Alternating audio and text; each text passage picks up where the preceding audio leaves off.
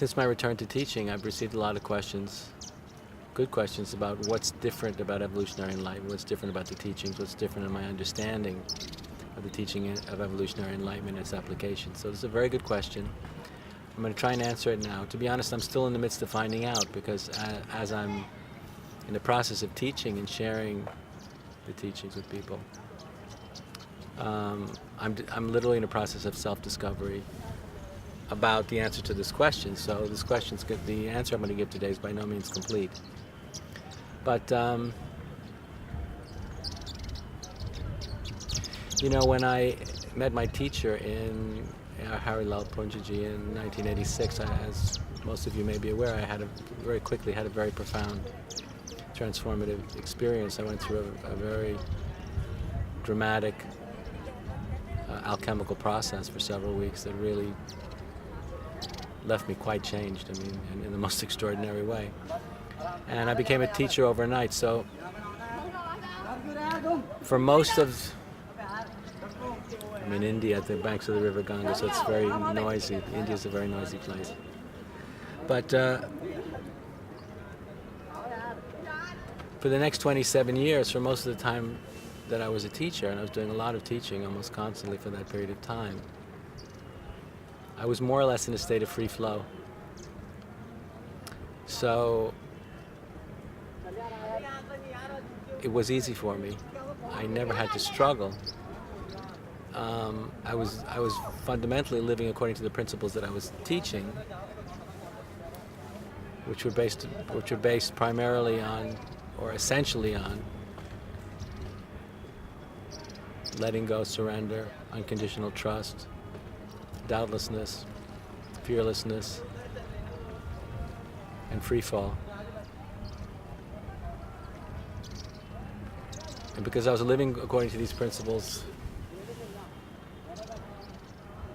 it was pretty easy for me most of the time. I really didn't have to struggle very much, and I didn't have to make much effort. So even though I had a very clear teaching, the 5 fundamental tenets of evolutionary enlightenment is a very clear and coherent, and I still believe, perfectly coherent spiritual teaching, enlightenment teaching, evolutionary teaching, and really gives us the recipe, tells us everything we need to know, everything we need to know about how to relate to our own experience and the human experience if we want to be free, if we want to be liberated, if we want to be enlightened, if we want consciousness to evolve in and through us. It tells us more or less everything we need to know and everything we need to do. And I still stand by these fundamental teachings wholeheartedly. It's just that because it was so easy for me, when I saw many of my own students struggling and faltering under the enormous challenge of the aspiration to be free, I couldn't understand why it was so difficult for them. I didn't understand why it was so challenging. I really believed, as strange as it may sound, that if you made up your mind that you want to go all the way and you want to be free, then facing yourself unconditionally, letting go in any moment without any hesitation, would literally be easy if you wanted to be free more than anything else. This is how it seemed to me, and I know this might sound crazy, but I'm just telling you the truth of my experience. So when I would teach, for most of those years, I described the process of letting go and the process of facing oneself, especially facing difficult things to oneself, as potentially being very easy every time. And even though I would speak about the challenges inherent, I was describing it from a perspective in which it was implied that it should be easy. It should really take no effort, ultimately, if you want to be free. And the implication was that if it wasn't easy every single time, then it meant you didn't really want to be free, and therefore you had, if you were struggling, you had to inquire into how authentic or how profound or how sincere your own desire for liberation was. And I think I was wrong about that. I'm sure I was wrong. When I took some time off from teaching and I really struggled with my own issues and my own shadows and my own mind and emotions, I suddenly, and this is after being a powerful teacher for 27 years, I suddenly found out what it was like to struggle and what it was like to experience terror and fear and struggle with I really went through an existential crisis that most people face much earlier than I didn't. It was just a very late stage in my life. And after having gone through a profound awakening process and teaching for so many years, I really had an existential confrontation, a profound existential confrontation with my own ego, as strange as that sounds. And as a result of that, it really brought me to my knees. It's humbled me enormously.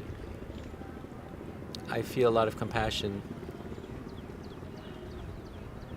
for what it takes now to actually manifest spiritual freedom in the context of being an inherently flawed human being like we all are. And it's a compassion for what it takes and an understanding of what it takes that I simply didn't have before. So this is the fundamental difference, and it was really as a result of my own struggle, my own suffering, my own existential confrontation with my own issues that woke me the hell up. And they didn't wake me up anymore to the truth of enlightened awareness and the imminence of spiritual freedom that's available to us in every single moment. And the promise of the possible, because that hasn't gone anywhere. Nothing's changed in that area. But where I've woken up and where I've become humbled is very much in relationship to the human dimension of all this, which I was shockingly oblivious to for so many years. And as a result of that, I think many people suffered under my guidance in ways that I do feel very bad about, I feel ashamed of. And some people think I was getting some kind of malicious pleasure out of other people's suffering and torment. There's simply no truth to that, and there never was. I was utterly blind and ignorant to what people were going through. I mean, I was objectively aware of it. But on an emotional level, I think I was out of touch with the emotional drama, the emotional agony and terror that some people did experience.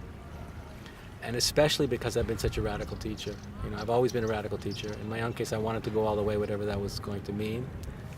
And initially, I succeeded very dramatically. And I called people to live a very radical spiritual life. And the power, I think, of my community and the power of the teaching itself was that so many people were attracted by that call to go all the way, which is quite unusual and very rare in the world today. But I think where I failed as a teacher was not appreciating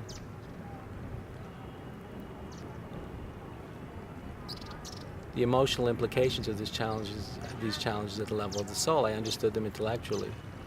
But I can honestly say, because I didn't struggle myself, I really couldn't empathize in ways that I should have been able to do with a lot of the inherent suffering and challenges that one's faced with when one wants to really go as far as I was calling people to. So how this has affected the teaching is not in the fundamental teachings themselves, because the teachings are sound and I think really do tell us everything we need to know, but I think it's more of an awakening to compassion for the human ordeal in all this, that what we have to be, while I still am a radical teacher and I still have all the radical inspiration that I always did, it hasn't gone anywhere. As a matter of fact, it's reawakening ever more profoundly. I have a much greater appreciation for the dramatic nature of the existential confrontation of the kind of letting go that a teaching like this is actually calling people to. And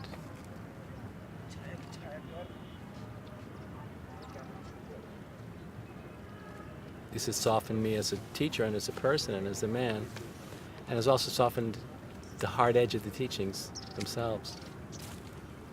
Because now what's included and what's being embraced in the teaching, in the radical teaching of evolutionary enlightenment, is the appreciation for the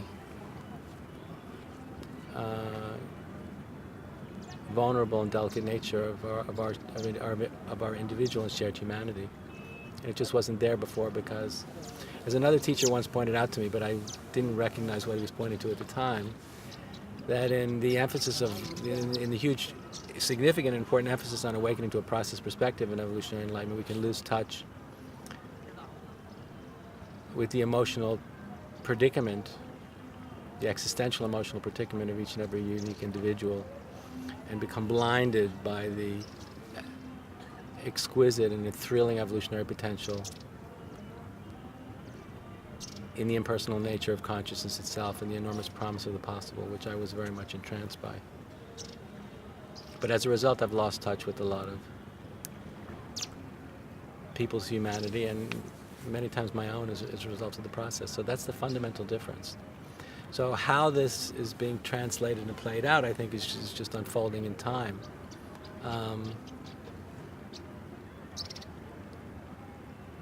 Very much as a result of my own suffering, and suffering, a lot of painful, excruciating suffering over a very long period of time, grinding suffering. Awakened a part of my heart that had been frozen, that had been dormant, that had been cold and cut off. And I know it's almost trite to say that, but something really happened to my heart. And what happened was there was an awakening to the truth of suffering. That a fundamental part and parcel of the human experience is ongoing, inconceivable pain and suffering for all sentient beings. It's part of the unavoidable reality and truth of sentient existence, of life that's being lived in this universe. That unbearable and excruciating suffering is part of it. There's no avoiding it. And we can do a lot to reduce it. But it takes a lot of courage to face into that truth. And as a result, at a certain point of facing into the nature of my own suffering, I had a breakthrough, and I had a revelation, a direct cognizance of the truth of suffering itself as an unavoidable existential fact and truth of life. And I realized in that moment that if one's not awake to that truth, then no matter how awake one may be to high and deeper states of consciousness, to causal awareness, to the ground of being, to the ecstatic nature of the evolutionary impulse, unless one is powerfully, poignantly, deeply in touch with and awake to the truth of suffering, one isn't fully awake, because one is either unconscious of or in denial of a fundamental truth of sentient existence. And so I very much I'm bringing and incorporating this understanding into my own teaching. And to be honest, and I'm not proud of this, but I didn't understand why the Buddha's first noble truth was the truth of suffering. For many years I didn't really get it. I said, when you're awake to the ultimate truth, which is the freedom that we realize in being itself, what is all this talk of suffering all about? And in the same way, I felt that if one's awake to the ecstatic nature of the evolutionary impulse, which comes from the source of creation itself, what's all this truth of suffering all about? I didn't get it. I should have gotten it. The truth is obvious to me now, but for a long time I simply didn't get it. So this has really been the most fundamental change, which has to do with embracing the reality of what it means to be human, and to be inherently flawed, and to be in an ongoing process of development, of course. But it's awakened enormous humility and care and thoughtfulness and tenderness and dimensions of the human experience and spiritual realization that just weren't part of my experience before. So I realize many people suffered as a result, and I'm terribly sorry about that. I didn't mean to cause suffering to anybody. I was blinded by my own inspiration, and I was cut off from certain very important dimensions of what it means to be a human being for my own psychological reasons that I've come to understand and have come to terms with over the last 5 years or so. But the teachings themselves are fundamentally the same. They're fundamentally intact. And I'm as excited about the fundamental principles of evolutionary enlightenment. And I find them as compelling as I always did. And they're sound. They're just imbued with a humanity that was fundamentally missing before. And that's what's changed everything. So I think that it's the transmission of the teachings that's changed more than the teachings themselves, for most of the reasons that I've just described to you. And inherent in this, I think there's so much more potential than there ever was in this extraordinary teaching. And that potential is to give rise to a palpably enlightened, evolutionarily inspired human context for existence and for meaning and purpose. It has the potential to catalyze enormous change, and change at least a dimension of the cosmos that's begging for